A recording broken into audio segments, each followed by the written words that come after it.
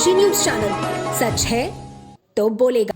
वाराणसी के काशी हिंदू विश्वविद्यालय के वैदिक विज्ञान केंद्र सभागार में युवा एवं खेल मंत्रालय, माई भारत और राष्ट्रीय सेवा योजना इकाई के संयुक्त तत्वाधान में युवा कनेक्ट कार्यक्रम का भव्य आयोजन हुआ।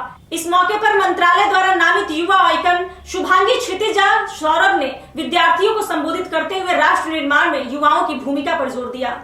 शुभांगी ने अपने संबोधन में विकसित भारत युवा नीति समिति के उद्देश्यों को रेखांकित करते हुए कहा कि भारत का भविष्य युवाओं के हाथों में है।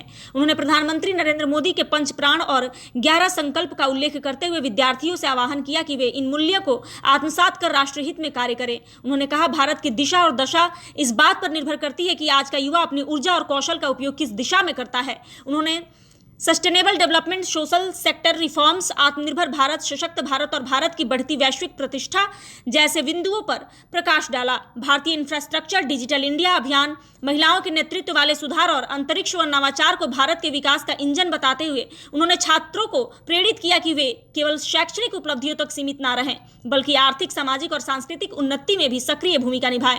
कार्यक्रम का दूसरा चरण युवा संवाद रहा, जिसमें सैकड़ों छात्रों ने उत्साहपूर्वक हिस्सा लिया। छात्रों ने विकसित भारत 2047 के विभिन्न पहलुओं पर सवाल पूछे, जिनका सुश्री शुभांगी ने धैर्यपूर्वक जवाब दिया।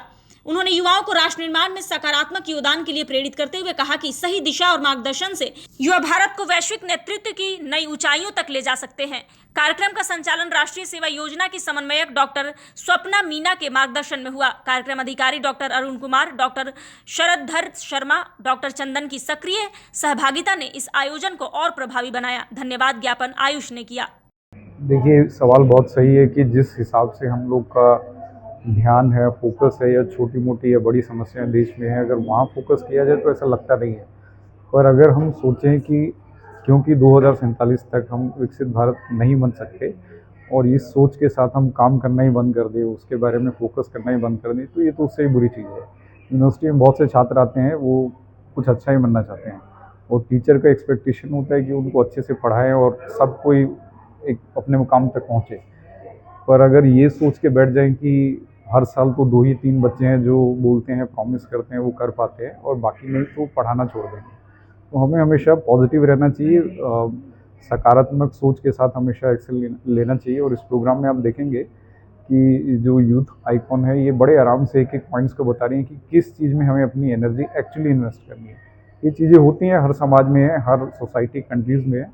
हम लोग दिल्ली विश्वविद्यालय में छात्र थे तो करीब 25-30 कंट्रीज़ के लोगों से, स्टूडेंट, प्रोफेसर से इंटरेक्ट करते थे, पढ़ाते भी थे। तो उन सबके इंटरेक्शन से एक चीज़ पता चलती थी कि इंडिया में जितना लीनियंसी है, जितना कॉर्डियल बिहेवियर है, वो उनकी कंट्रीज़ में नहीं है। उनके वहाँ जितने स्ट्रिक्ट रूल्स बने हुए हैं वो अपने यहाँ नहीं है। तो इस कहने का तात्पर्य ये है कि अगर हमारे यहाँ आज़ादी है तो इसका एक पॉजिटिव वे में हमें सोचना चाहिए कि किस तरह से उस डाइवर्सिटी को एक साथ लेके हम अपने मकसद तक पहुंच सकते हैं। 47 में ना हो सकता है 10-20 साल बाद हो, पर हमारा फोकस हमेशा यही रहना चाहिए, ये ज़रूरी है। इस तरह के प्रोग्राम से हमें यही प्रेरणा मिलती है।